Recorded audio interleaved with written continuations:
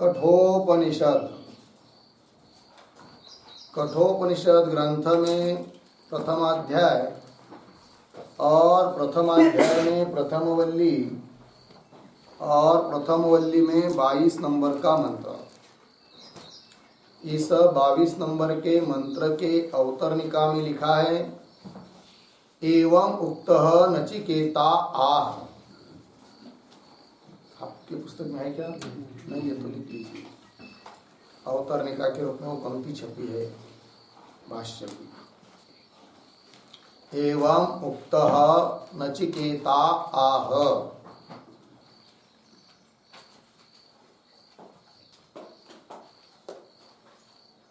जब पीछे के मंत्र में 21 नंबर के मंत्र में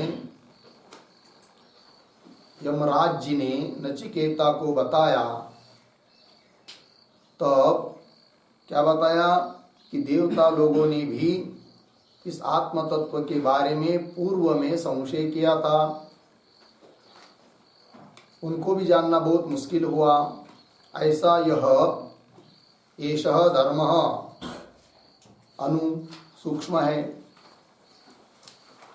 इसलिए न ही सुज्ञेयम, अच्छी तरह से सम्यक अनायास जाना नहीं जा सकता है। इस बात को कहा था और कहा था कि एषः धर्म सूक्ष्म। एषः धर्म शब्द से लिया था कौन? भाष्य में कहा था ना, एषः आत्माख्यः धर्म। आत्मा नाम का धर्म अत्यंत सूक्ष्म है। तो धर्म कह दिया क्यों? कि आत्मा को धर्म इसलिए कह दिया कि वह सभी अनात्म पदार्थ का धारण करता है। क्योंकि धर्म शब्द की व्याख्या की जाती है धारणात् धर्म। जो धारण करता है उसको धर्म कहते हैं। तो सभी अनात्म वर्ग जो कि अध्यस्त है और उन सबको अनात्म वस्तुओं को धारण करने वाला होने के कारण आत्मा क्या है जी? धर्म है। ये कहा था। आत्मन धर्मत्वम सर्व अनात्म धारकत्वात्, सभी अनात्माओं का धारण करने वाला होने से आत्मा धर्म है। और उस आत्मा को अनु अर्थात सूक्ष्म भी कह दिया था। तो कैसी सूक्ष्मता है आत्मा में? तो आत्मा सूक्ष्म है क्योंकि एक नियम होता है, कार्य की अपेक्षा कारण सूक्ष्म होता है। जैसे पृथ्वी, और पृथ्वी का कारण जो जल, वो पृथ्वी की अपेक्षा सूक्ष्म है। जल की अपेक्षा अग्नि सूक्ष्म है, अग्नि की अपेक्षा वायु सूक्ष्म है, और वायु की अपेक्षा आकाश सूक्ष्म है, आकाश की अपेक्षा प्रकृति सूक्ष्म है, और उससे भी अपेक्षा ब्रह्म तत्व अत्यंत सूक्ष्म है। ठीक है, ये बात है। तो क्या है वो सूक्ष्मता? तो सूक्ष्मता जो होती है वो गुणों को लेकर, मतलब जिसमें जितने ज्यादा गुण उसमें उतनी ज्यादा स्थूलता, ऐसा। और जिसमें जितने कम गुण उसमें उतनी क्या होती है? सूक्ष्मता। जैसे पृथ्वी में 5 गुण हैं, शब्द, स्पर्श, रूप, रस, गंध। और उस पृथ्वी का कारण कौन है? जल। और जल में 4 गुण हैं, अर्थात गंध गुण नहीं है, तो गंध को छोड़कर बाकी के 4 गुण हैं। उसका कारण देखेंगे तो जल का कारण कौन है? अग्नि। अग्नि में कितने गुण हैं? 3 गुण हैं, है कि नहीं? रस और गंध उसमें नहीं है। और उस अग्नि का कारण जो कौन? वायु, उसमें स्पर्श गुण भी नहीं है। और आकाश में केवल शब्द गुण है। अर्थात जैसे जैसे गुण कम होते जाते हैं वैसी वैसी उसमें क्या आती है? सूक्ष्मता आती है। फिर प्रकृति, और प्रकृति में तो शब्द, स्पर्श, रूप, रस, गंध कोई गुण नहीं है कि नहीं? और उसके आगे मतलब त्रिगुणात्मक तो है वो, सत्वगुण, रजोगुण, तमोगुण वाली है कौन? प्रकृति। और उससे आगे जाएंगे तो ब्रह्म में किसी प्रकार का गुण है नहीं है। तो ब्रह्म कैसा हुआ? निर्गुण है और सूक्ष्म है। निर्गुण है मतलब गुण रहित है, और गुण रहित होने के कारण सूक्ष्म है कौन? ब्रह्म तत्व। ये बात है। तो इस प्रकार का यह ब्रह्म तत्व होने, आत्म तत्व अर्थात ब्रह्म तत्व होने के कारण उसको जानना सुज्ञेय नहीं है। इसलिए नचिकेता, इसको छोड़कर तू और दूसरा कोई वर मांग लो। इसको छोड़कर मेरे लिए इस वर को छोड़ दो। और यही वर मुझे दीजिए, इस प्रकार का मेरे लिए उपरोध मत कर, ऐसा समझाया। किसने? यमराज जी ने नचिकेता को। तो वही भाष्य में लिख रहे 22 नंबर के श्लोक की अवतरणिका में, एवं मुक्त नचिकेता आह, ऐसा यमराज जी के द्वारा बोला गया नचिकेता आह बोल रहा है। तो श्लोक मंत्र को पढ़ते हैं।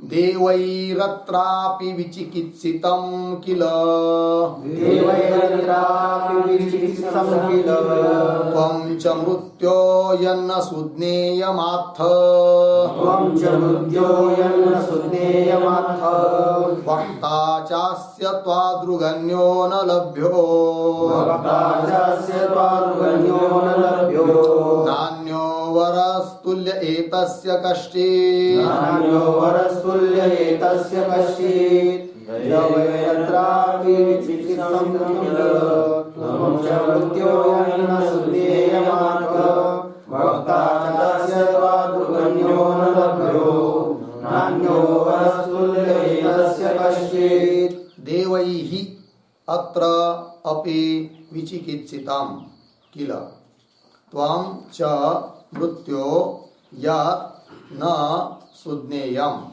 अथ, वक्ता च अस्य त्वादृक् अन्यः न लभ्यः, न अन्यः वरः तुल्यः एतस्य कश्चित्। ठीक, अन्वय। अत्र देवैः अपि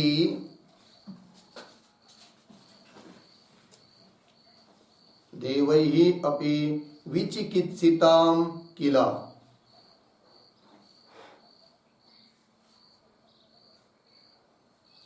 नीचे मृत्यो, हे मृत्यो, त्वं च यत् न सुज्ञेयम् अथ,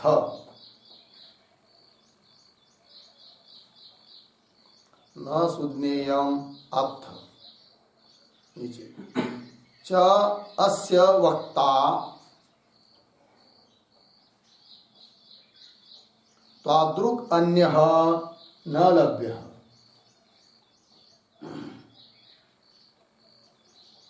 त्वादृक् अन्यः न लभ्यः, नीचे एतस्य तुल्यः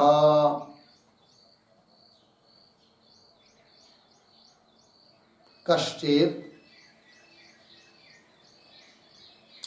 अन्यः वरः न,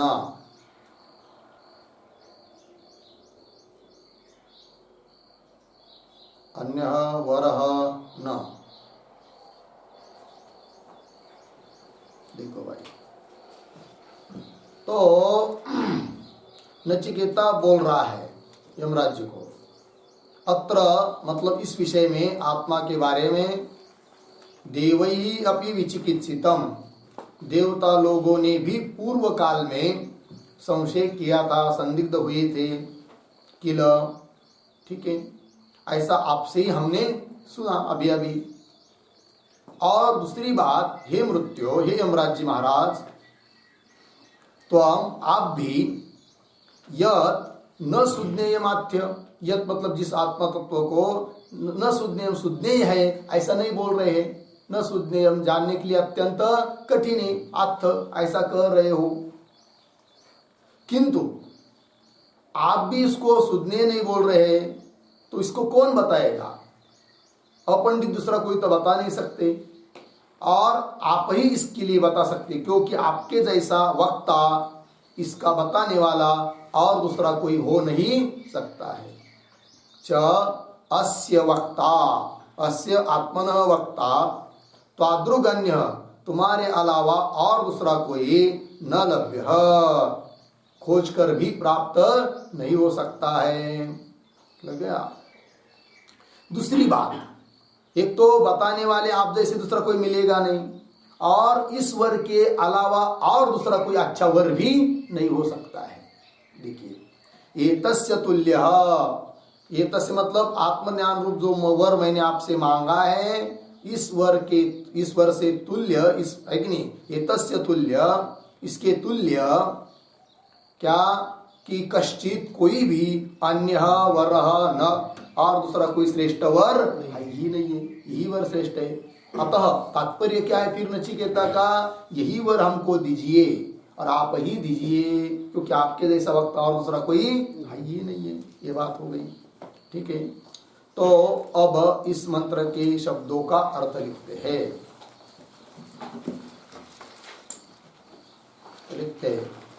प्रतीक अत्र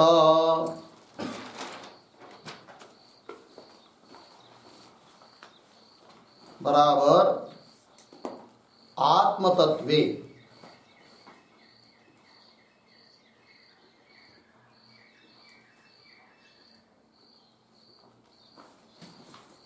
आत्मतत्वे।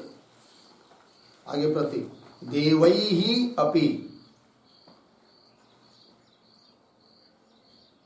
बराबर देवानाम अपि,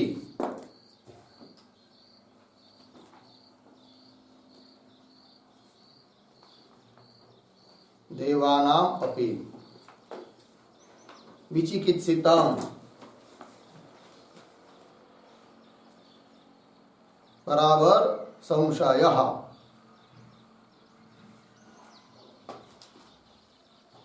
आगे प्रतीक है किल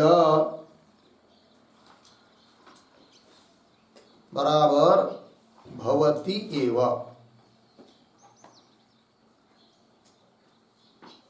भवति एव। कौंस में लिखिए इति अस्माभिः, इति अस्माभिः भवतः मुखात्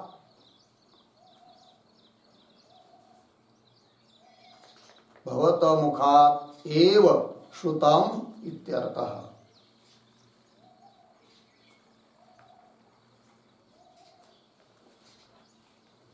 एव श्रुतम् इत्यर्थः, कौंस बंद। आगे प्रतीक मृत्यो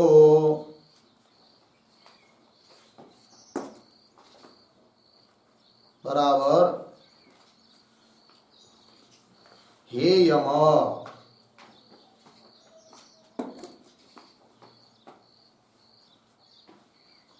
आगे प्रतीक है त्वं च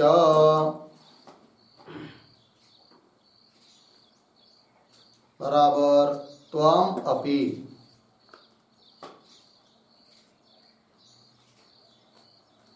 त्वं अपि।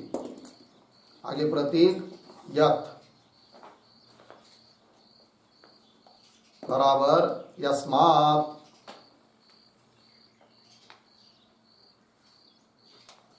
यस्मात्। आगे प्रतीक है न सुज्ञेयम्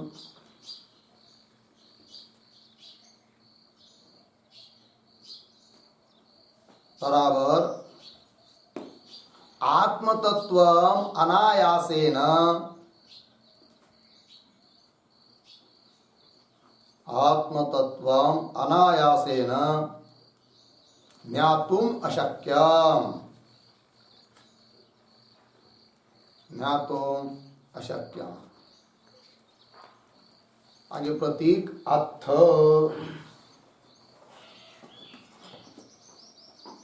बराबर कथयसि,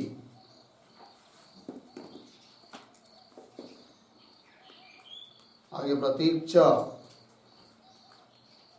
बराबर अथापि,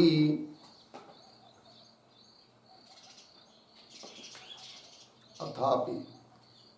आगे प्रतीक अस्य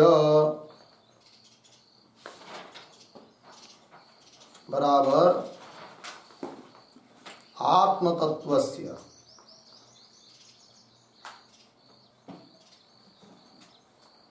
आत्मतत्वस्य। आगे प्रतीक वक्ता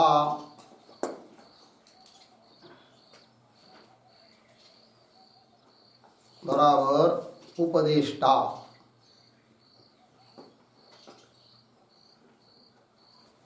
उपदेष्टा।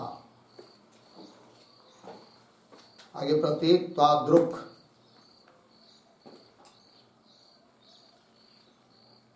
बराबर त्वत्सदृशः।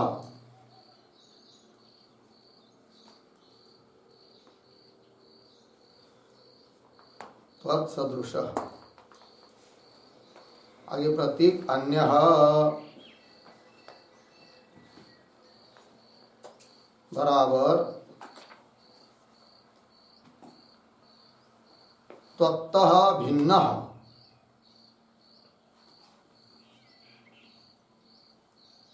त्वत्तः भिन्नः। प्रतीक न लभ्यः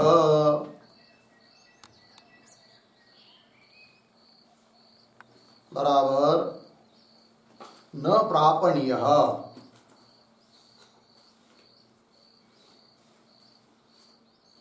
न प्रापणीयः। कौंस में लिखिए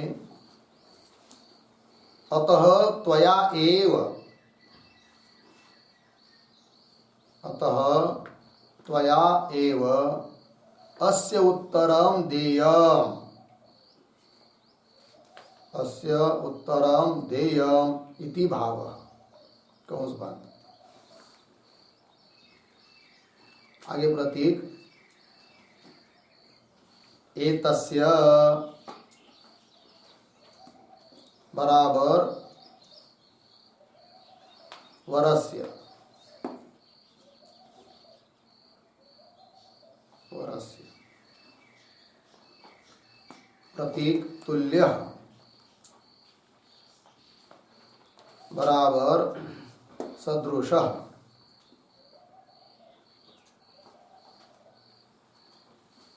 सदृशः। आगे प्रतीक लिखिए कश्चित् अन्यः वरः न। कश्चित् अन्यः वरः न बराबर इतरः वरः न वर्तते।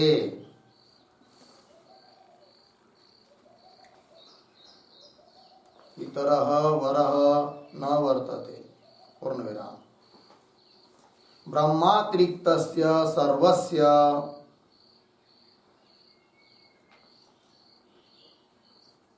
ब्रह्मातिरिक्तस्य सर्वस्य अनित्यत्वात् इति अभिप्रायः।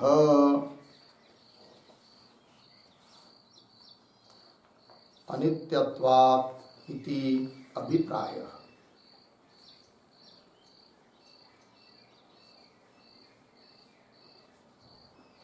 ठीक अर्थ देखिए भाई।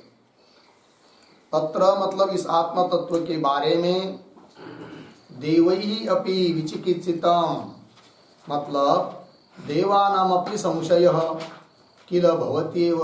देवता लोगों को भी इस आत्म तत्व के बारे में क्या होता है? संशय होता है। ये कैसा पता चला नचिकेता तुमको?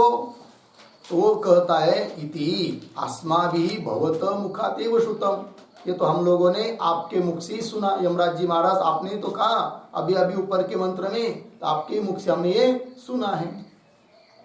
और आगे मृत्यो हे यमराज जी त्वं च और आप भी कह रहे हो क्या? यत् यस्मात् कारणात् जिस कारण से कि न सुज्ञेयम् मतलब आत्मतत्वम् अनायासेन ज्ञातुम् अशक्यम्। आत्मतत्व सायास के बिना अनायास सरलता से जाना नहीं जा सकता है। या आप स्वयं तुम कह रहे हो। अथ कथयसि च अथापि और क्या? अस्य वक्ता अस्य नाम आत्मतत्वस्य इस आत्मतत्व का वक्ता अर्थात उपदेश करने वाला प्रतिपादन करने वाला त्वादृक् अन्य त्वत्सदृश तुम्हारे जैसा और दूसरा कोई अन्य तत्त भिन्न न लभ्य न प्रापणीय। खोज करेंगे तो भी अच्छा आपके जैसा वक्ता मिलेगा नहीं। इसलिए तात्पर्य है नचिकेता का इस आत्म तत्व के बारे में यमराज जी महाराज त्वया एव अस्य उत्तरम देयम आप इसका उत्तर दीजिए अर्थात इस आत्म तत्व का प्रतिपादन कीजिए। आपके अलावा दूसरा कोई इसका प्रतिपादन कर नहीं सकता है। ये बात। दूसरी बात और क्या कि एतस्य तुल्य, एतस्य मतलब एतस्य शब्द का अर्थ कर दिया वरस्य, जो वर मैंने मांगा है तृतीय वर के रूप में, इस वर के तुल्य अर्थात सदृश कश्चित अन्य वरन, इतर और दूसरा कोई वर है ही नहीं है। ठीक है जी। क्यों? कि ब्रह्म को छोड़कर, ब्रह्म ही आत्मा है और आत्मा स्वरूप जो ब्रह्म है उसको छोड़कर बाकी दुनिया सब कुछ क्या है? अनित्य है। इसके बराबरी का दूसरा और कोई वर हो ही नहीं सकता है। तो ब्रह्मातिरिक्त सर्वस्य अनित्यत्वात् इत्यभिप्राय। लग गया अर्थ? चलिए, ये हो गया भाई मंत्र का अर्थ। अब इसके भाष्य को देखते हैं।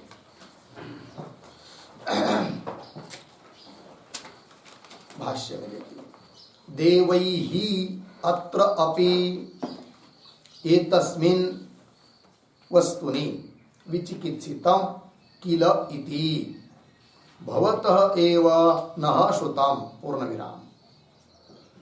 अर्थ देखिए, थोड़ा अन्वय कि अत्र एक शब्द छोड़कर एतस्मिन् वस्तुनि, देवैहि अपि विचिकित्सितं किल, आगे सरल है।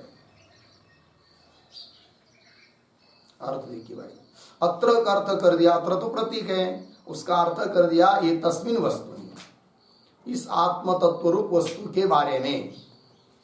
देवैहि अपि विचिकित्सितम, देवता लोगों को भी क्या हुआ था? संशय हुआ था, संदिग्ध थे। विचिकित्सितम किल, किल यह अव्यय है निपात, उसका अर्थ कर रहे किल इति, मतलब किल इसका अर्थ कर रहे हैं भवत एव नः श्रुतम, यह अर्थ कर दिया किल का। बोलेंगे किल का ऐसा अर्थ कैसा कर दिया भाई? बहुत जगह तो किल निश्चयवाचक होता है, तो एक वाक्य उस पर लिखिए,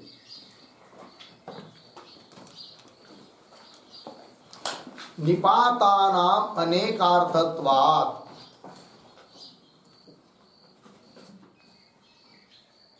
निपातानाम अनेकार्थत्वात् किल इति अस्य, किल इति अस्य अर्थम आह,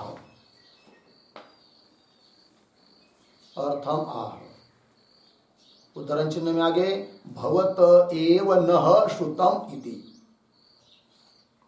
भवत एव नः श्रुतम, उदाहरण चिन्ह बाद इति, पूर्ण विराम। आगे नः बराबर अस्माकम, नः बराबर अस्माकम। आगे इत्यत्र षष्ठी, इत्यत्र षष्ठी न कर्तृत्व विवक्षया,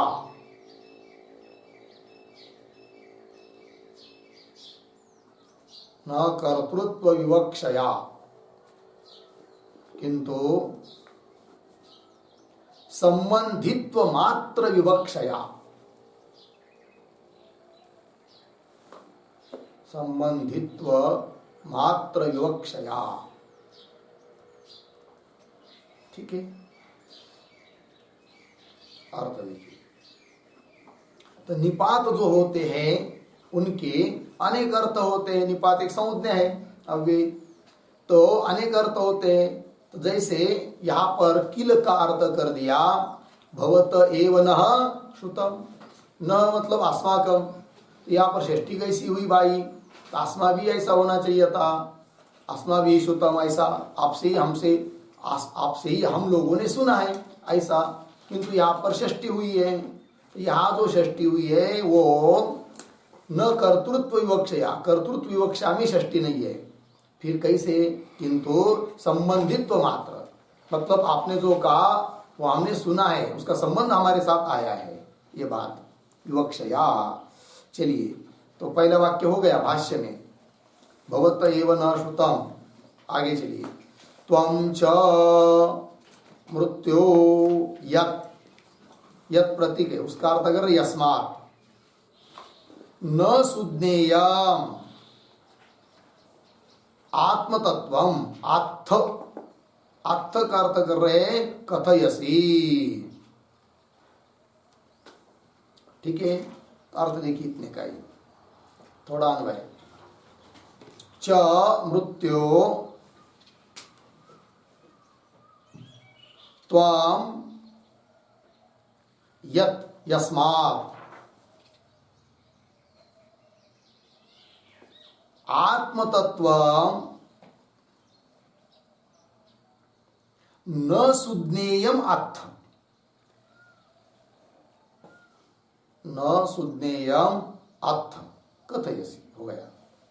अर्थ देखिए, नचिकेता बोल रहा है यमराज जी को, हे मृत्यो अर्थात हे यमराज जी महाराज, त्वम आप भी, यत मतलब यस्मात् जिस कारण से कि बोल रहे हैं क्या कि आत्म तत्व न सुज्ञेयम, आत्म तत्व सुज्ञेय नहीं है, अच्छी तरह से अनायास समझ में आने योग्य नहीं है, ये स्वयं आप कह रहे हैं। अथ कथयसी, ठीक। अतः आगे का वाक्य देखिए, अतः पंडितैहि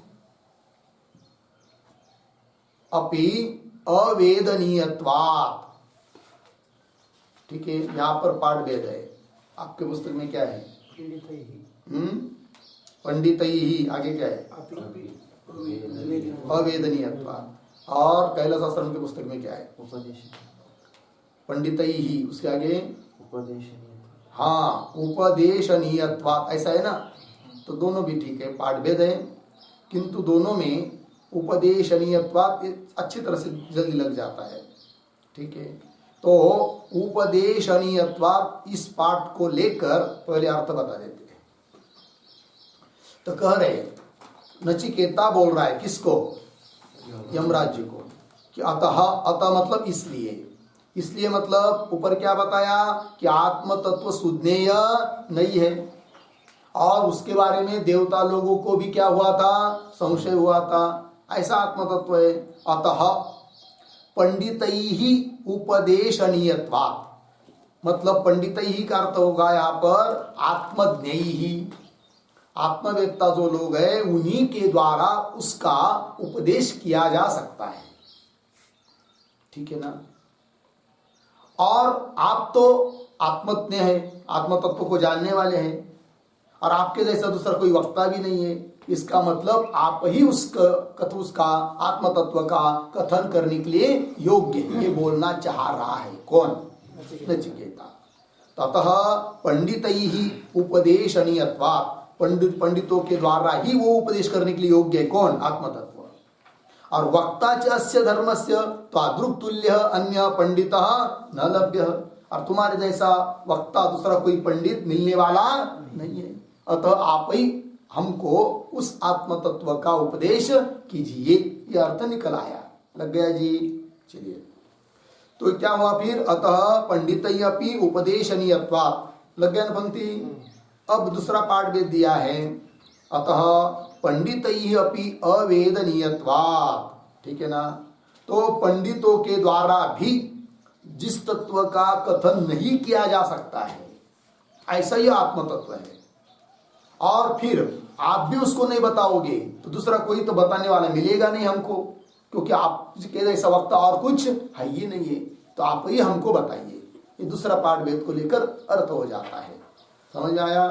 अतः पंडितैहि अपि अवेदनीयत्वात्, मतलब पंडितों के द्वारा भी जिसका उपदेश किया जा नहीं सकता है, पंडित भी उसको प्रतिपादन करने के लिए बहुत मुश्किल करते हैं, उनको भी जल्दी प्रतिपादन करना आता नहीं है, ऐसा वो आत्म तत्व है। और तुम्हारे जैसा वक्ता दूसरा कोई है ही नहीं है, अतः पंडित लोग भी जिसको कथन नहीं कर सकते उसका कथन तुम ही कर सकते हो यमराज जी महाराज, अतः आप ही हमको उस आत्म तत्व का उपदेश कीजिए, ये उसका अर्थ हो जाता है। ठीक है जी, लग गया नहीं सब? तो उस पर थोड़ा एक वाक्य लिख सकते हैं, पंडितैहि अपि अवेदनीयत्वात् आया था ना, उस पर तो लिखिए अवेदनीयत्वात्,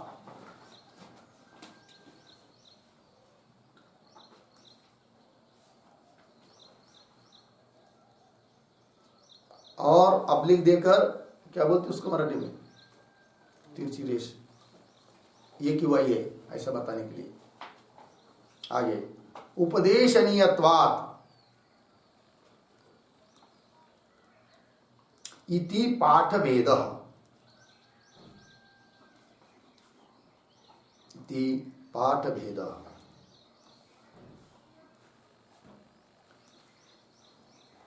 द्वितीय पाठः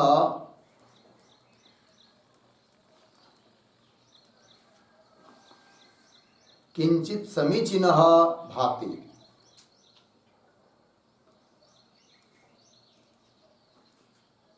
किंचित समीचीनः भाति, पूर्णविराम। यतोहि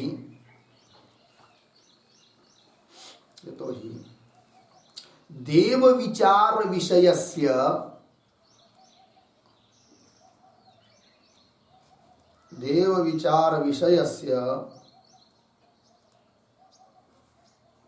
दुर्ज्ञेयस्य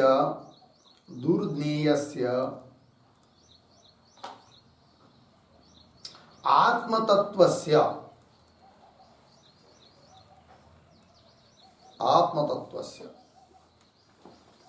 अपंडितैः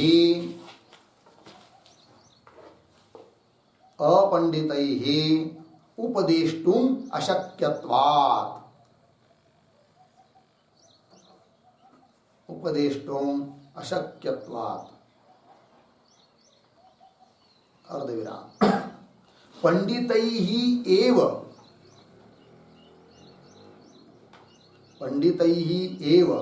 उपदेष्टुम् शक्यत्वात्,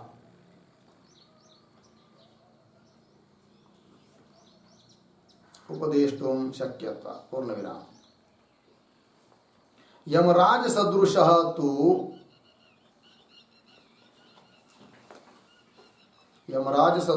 तु पंडितः नास्ति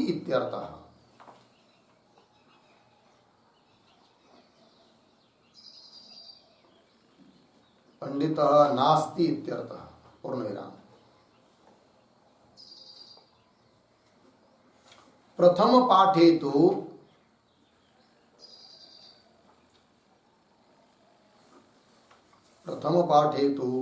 पंडितैः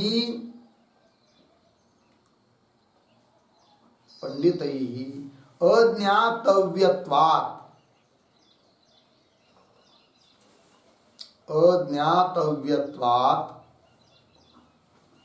न ते वक्तुं शक्नुवन्ति,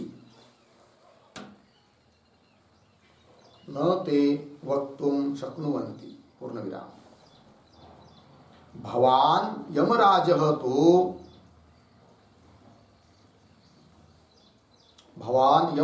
तु उपदेष्टुं शक्नोति,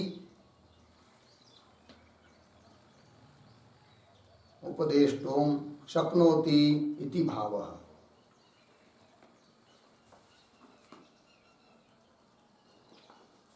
उपदेष्टुं शक्नोति इति भावः हो गया। बस 2 पाठ दे दिया।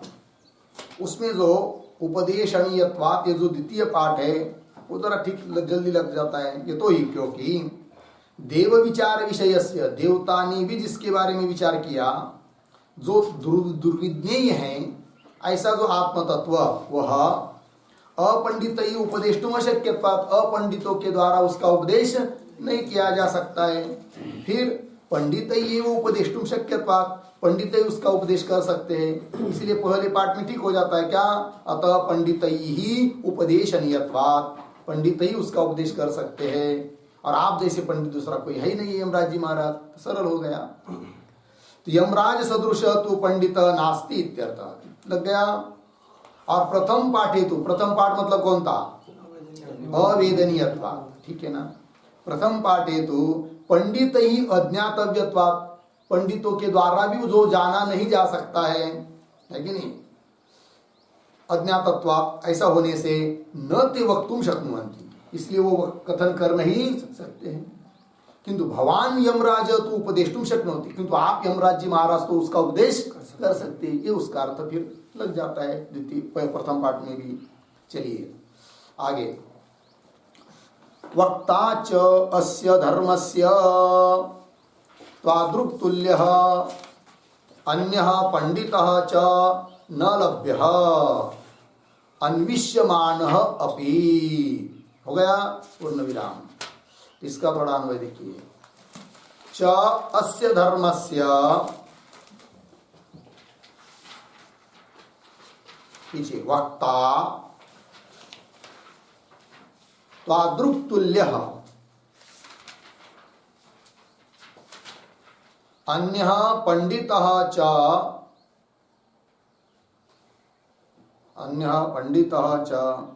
अन्विष्यमानः अपि, पीछे न लभ्यः अन्विष्यमानः अपि न लभ्यः। ठीक, अर्थ देखिए भाई। च और अस्य धर्मस्य वक्ता, इस आत्म तत्व रूप धर्म का वक्ता उपदेश करता यमराज जी महाराज, त्वादृक् तुल्य, आपके जैसा, अन्य पंडित, दूसरा कोई पंडित, अन्विष्यमान अपि न लभ्य, खोजेंगे तो भी मिलने वाला नहीं है। अन्वेषण करेंगे, जगह जगह जाकर खोजेंगे कि इस आत्म तत्व का उपदेश कोई कर सकता है क्या, तो भी आप जैसा वक्ता मिलने वाला नहीं है। अन्विष्यमान अपि न लभ्य, लगा इतना। तो ये एक बात हो गई। किसका महात्म्य हो बताया नचिकेता ने? यमराज जी का महात्म्य बताया। आप जैसा वक्ता हो नहीं सकता है, ठीक है। और जो वर मैंने मांगा है उससे बढ़कर और दूसरा कोई वर भी नहीं हो सकता है, इसीलिए इस वर को मेरे लिए छोड़ दो और दूसरा कुछ मांग लो, यह आपका कहना ठीक नहीं। हमको तो चाहिए यही वर चाहिए। देखिए आगे पंक्ति भाष्य में, अयम तु वरः निश्रेयस प्राप्ति हेतु। अयम तु वर मतलब कौन सा वर? यह तृतीय वर जो मैंने मांगा है, आत्म तत्व का ज्ञान, आत्म तत्व के बारे में, यही वर निश्रेयस प्राप्ति के लिए कारण है। निश्रेयस कहते मोक्ष को, मोक्ष प्राप्ति के लिए कारण है। लग गया।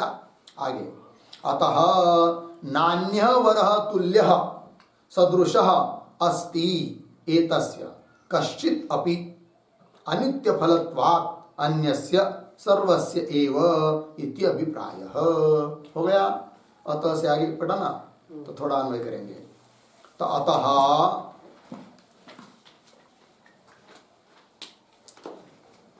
बीच में आया है एतस्य,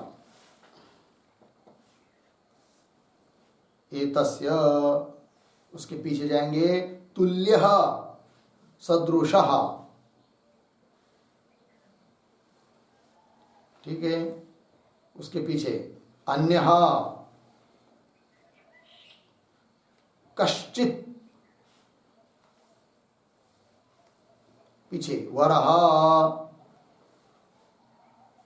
पीछे न अस्ति, न अस्ति।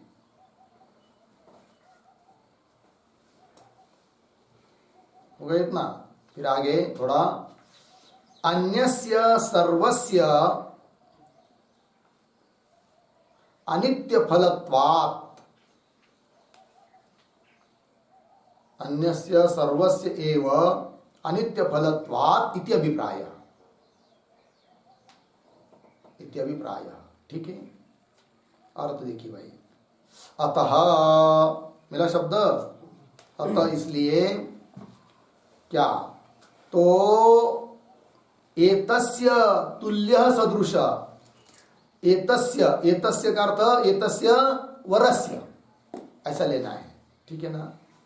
तो इस वर के तुल्य मतलब सदृश, तुल्य का अर्थ कर दिया सदृश, तुल्य प्रतीक है उसका अर्थ कर दिया सदृश, तुल्य सदृश।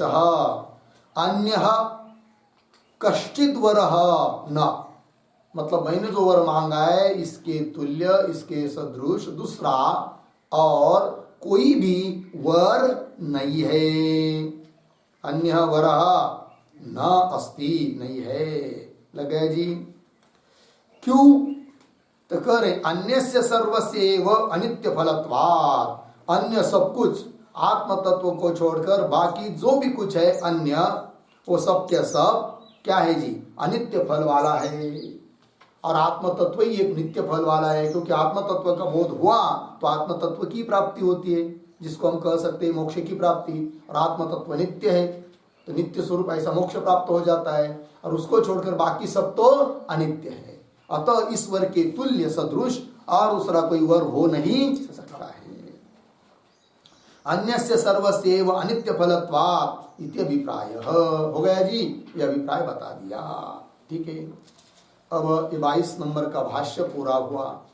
आगे चलते हैं 23 नंबर। अब 23 नंबर के मंत्र की अवतरणिका को देखिए। तो कह रहे हैं एवं उक्तः अपि पुनः प्रलोभयन् उवाच मृत्युः। मिला? अन्वय कीजिए। एवं उक्तः अपि मृत्युः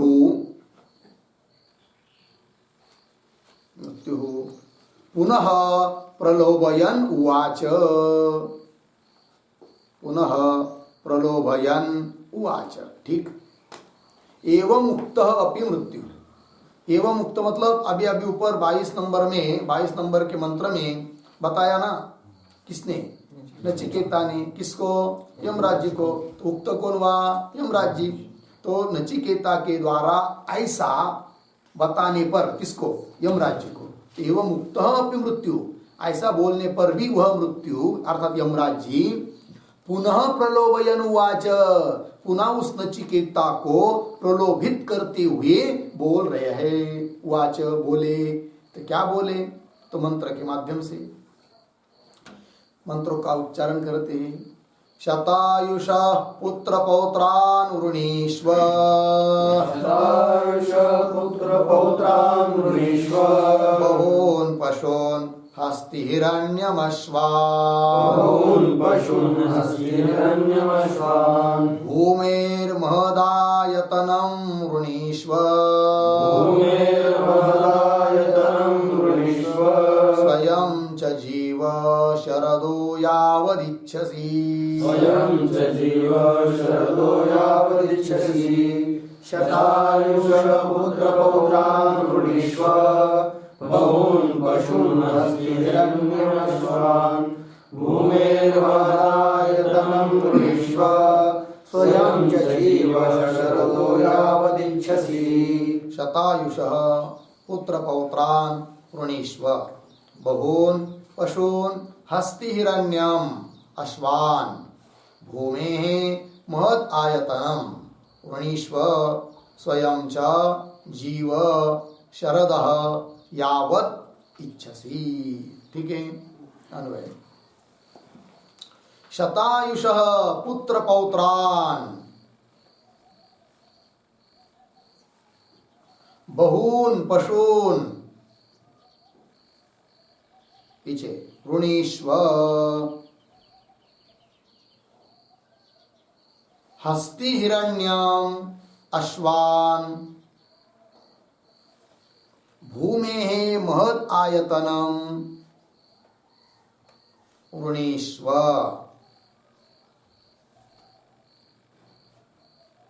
नीचे च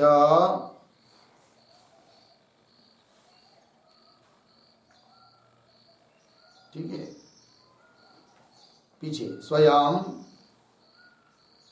च स्वयं। आगे यावत् शरदः इच्छसि। इच्छसि जीव।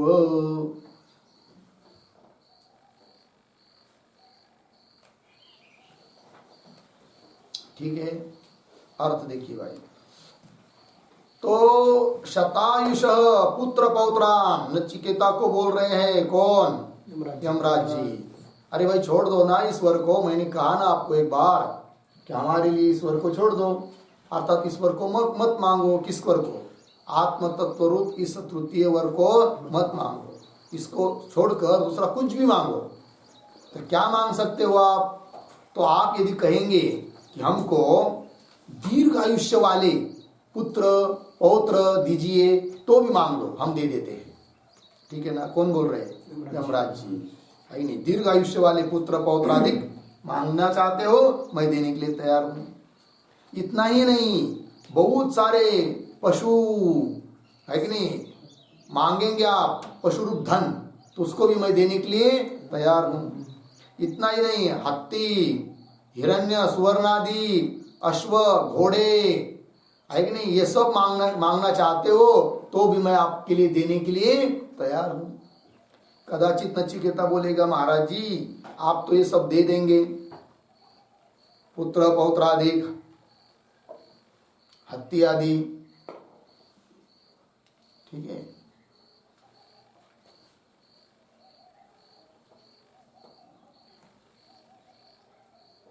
तो दीर्घ आयुष्य वाले पुत्र पौत्राधिक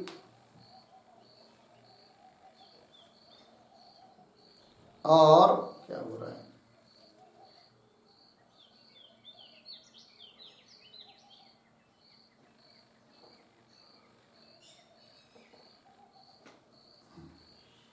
शतायुष पुत्र पौत्रान, पुत्र पौत्र दीर्घ आयुष्य वाले पशु, हिरण्य, सुवर्ण, घोड़े, ये सब आप दे देंगे महाराज जी, किंतु इनको मैं रखूं कहां? रखने के लिए स्थान तो चाहिए ना, ठीक है ना? ऐसा कदाचित बोलेगा कौन? नचिकेता। तो यमराज जी कह रहे चिंता क्यों कर रहे हो, तो मैं आपको भूमि भी देने के लिए तैयार हूं। भूमि है महद आयतनम, बहुत बड़ा भूमि या भूमि का साम्राज्य आप मांगोगे तो भी मैं आपको देने के लिए तैयार हूं। ईश्वर कदाचित पुनः यमराज जी को बोलेंगे नचिकेता क्या कि महाराज जी समझ लीजिए, आपने दीर्घ आयुष्य वाले पुत्र पौत्र दे दिया, बहुत सारा पशुधन दे दिया, सुवर्ण दे दिया, घोड़े दे दिया और बहुत बड़ा पृथ्वी का साम्राज्य भी दे दिया, किंतु मेरे को यदि दीर्घ आयुष्य नहीं रहेगा, मैं अल्पायु रहूंगा, जल्दी मर जाऊंगा, तो क्या फायदा इन सब देने से? तो बोल रहे नचिकेता को यमराज जी ऐसा नहीं, तुम यदि बहुत दीर्घ काल तक जीना चाहोगे तो भी आपको मैं दीर्घायु कर देता हूं। क्या लिखा है? यावत शरद, शरद का अर्थ होता है वर्षाणी, जितने वर्ष तुम इच्छा से जीना चाहोगे स्वयं स्वतः उतना जी लो, जीव, प्राण को धारण करो, जीवो, है कि नहीं? अर्थात मैं आपको दीर्घ आयुष्य वाली बना देता हूं, ये सब कहा, किंतु क्या करो तुम? इस आत्म तत्व रूप तृतीय वर्ग को मत मांगो, इसको छोड़कर बाकी जो कुछ मांग लोगे वो सब मैं देने के लिए तैयार हूं। कौन बोल रहा है? यमराज जी बोल रहे हैं। किसको? नचिकेता को। हो गया जी। तो चलिए, तो इस मंत्र का अर्थ लिखते हैं, उसके पहले उसके अवतरणिका के रूप में एक वाक्य लिखेंगे। लिखिए, एवं नचिकेतसा उक्तः यमः,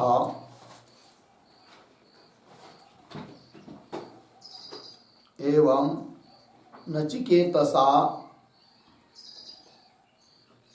उक्तः यमः अर्धविराम तस्य वैराग्य परीक्षणाय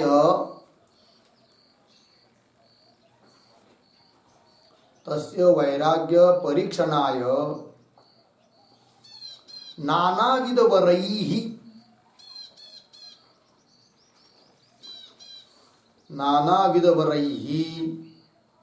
तं प्रलोभयन्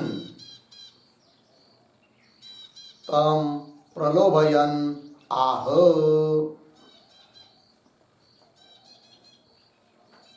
ठीक है, देखो भाई, एवं नचिकेतसा उक्त यम, इस प्रकार नचिकेता के द्वारा बोले गए यमराज जी, पुनः तस्य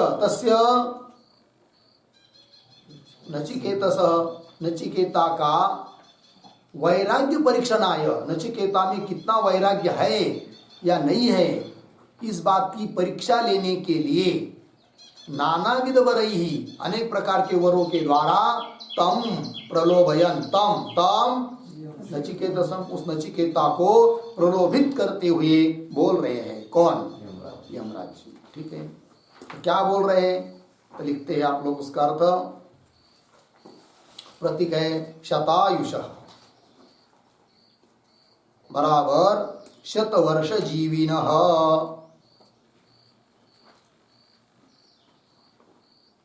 शतवर्ष जीविनः। आगे प्रतीक पुत्र पौत्रान,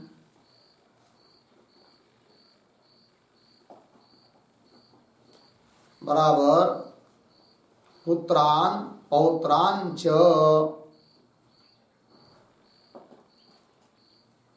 पुत्रान पौत्रान च। आगे प्रतीक बहून, बराबर अनेकान। आगे प्रतीक पशून, बराबर गो वृषभादि पशून। गो वृषभादि पशून। आगे प्रतीक है ऋणीष्व, बराबर प्रार्थय, बराबर याचस्व।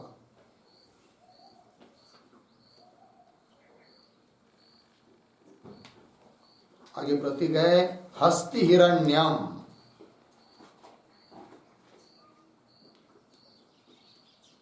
बराबर हस्तिनः।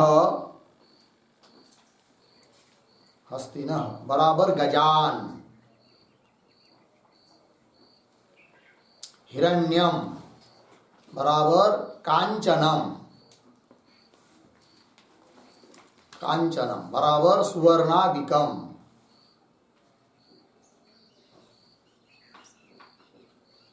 सुवर्णादिकम। आगे प्रतीक अश्वान,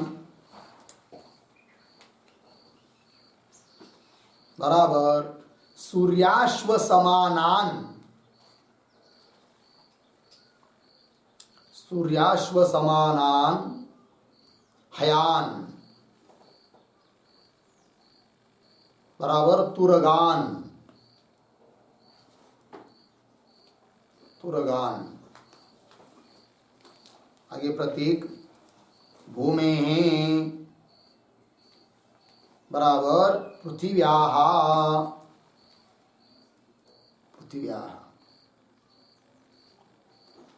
आगे प्रतीक है महत,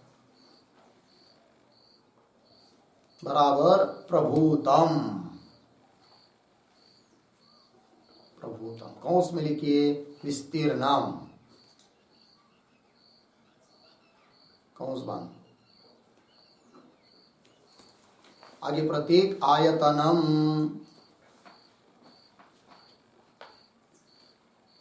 बराबर आश्रयम, बराबर साम्राज्यम।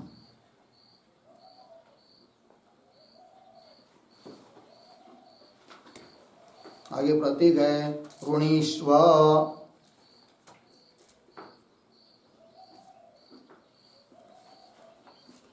बराबर प्रार्थय। कौंस में लिखिए ननु अल्पायुष पुरुषस्य, अल्पायुष पुरुषस्य सर्वम एतत् अनर्थकरम। सर्वम एतत् अनर्थकरम इति आशंक्य आह। इति आशंक्य आह। आगे की तरफ बांध करके छोड़ दीजिए कौंस बांध। प्रतीक च, च बराबर तथा च।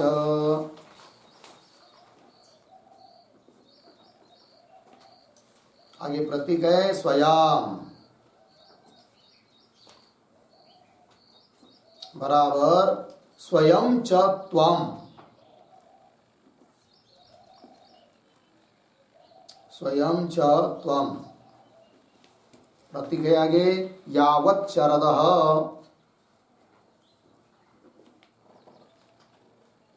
बराबर यावत वर्षाणि, यावत वर्षाणि। आगे प्रतीक इच्छसी बराबर जीवितुम इच्छसी, जीवितुम इच्छसी, पूर्ण विराम। आगे तावत वर्षाणि, तावत वर्षाणि। आगे प्रतीक जीव बराबर प्राणान धारय,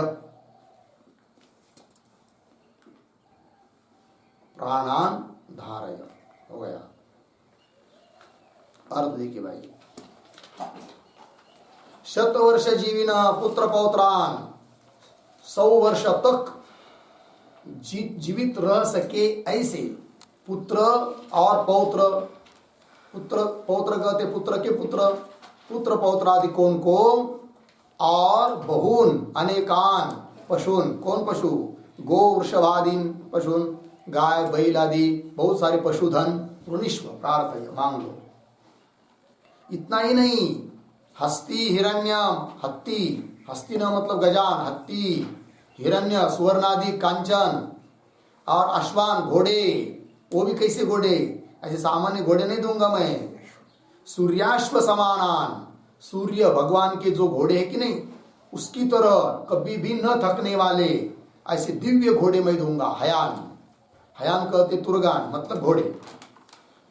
और क्या मांग सकते हो, भूमे है महत आयतनम, भूमि का अर्थात पृथ्वी का, महत मतलब बहुत विस्तीर्ण, जितना आपको चाहिए उतना, आश्रय अर्थात साम्राज्य, भूमि का साम्राज्य यदि मांगोगे तो भी मैं आपको देने के लिए तैयार हूं, प्रार्थय। और कोई कहेगा भाई ये सब दोगे लेकिन अल्पायुष पुरुषस्य सर्वम एतद अनर्थकम, है कि नहीं, अल्पायु कोई पुरुष रहेगा उसको ये सब बात मिलने पर भी कोई उस काम उसके लिए काम का नहीं है, अल्पायु रहेगा तो ऐसी शंका मन में आएगी।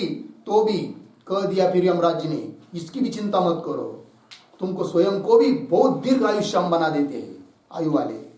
च तथा च स्वयं, स्वयं च त्वाम यावत शरद, यावत शरद मतलब यावत वर्षानी, जितने वर्ष तक इच्छसी जीवित रहना चाहते हो, जितने सालों तक जीवित रहना चाहते हो, ठीक है ना, तावत वर्षानी उतने वर्ष तक तुम जीव, जीवो अर्थात प्राणान धारय, तुम जीव जीवो, ये कह दिया, ठीक है। किंतु इस तृतीय वर्ग के रूप में जो तुमने मांगा है आत्मतत्व, उसको छोड़ दो, ठीक है कि नहीं। अब देखो भाई इससे क्या पता चल रहा है, आत्म तत्व प्राप्त करने के लिए क्या क्या छोड़ा नचिकेता ने, है कि नहीं। इसका मतलब कितना महात्म्य है किसका, आत्म तत्व का, क्योंकि उस आत्म तत्व का ज्ञान इसी जन्म में, मनुष्य जन्म में ही हो सकता है और कहीं नहीं हो सकता है। समझ में आया, किसी भी जन्म में नहीं है। इसलिए इस जन्म में चाहे जो भी कुछ छोड़ना पड़े चलेगा, किंतु आत्म तत्व की उपलब्धि होनी ही चाहिए। और आत्म तत्व को छोड़कर बाकी दुनिया का जितना भी सारा पृथ्वी का राज्य भी हो, मिल भी जाए, तो भी उससे कृतकृत्य तो बुद्धि, मैं कृतकृत्य हो गया, अब मैं धन्य हो गया, ये बुद्धि होती ही नहीं है। लग गया जी। देखो ना उस यमराज जी उस नचिकेता को क्या क्या देने के लिए कह रहे हैं, किंतु वो सब अब क्या करेगा, कहेगा कि हमको नहीं चाहिए, कहेगा भी आगे के मंत्र में, ठीक है जी। बस आगे का विचार करते हैं। ओम पूर्णमदः पूर्णमिदं पूर्णात् पूर्णमुदच्यते पूर्णस्य पूर्णमादाय पूर्णमेवावशिष्यते। ओम शांति शांति शांति।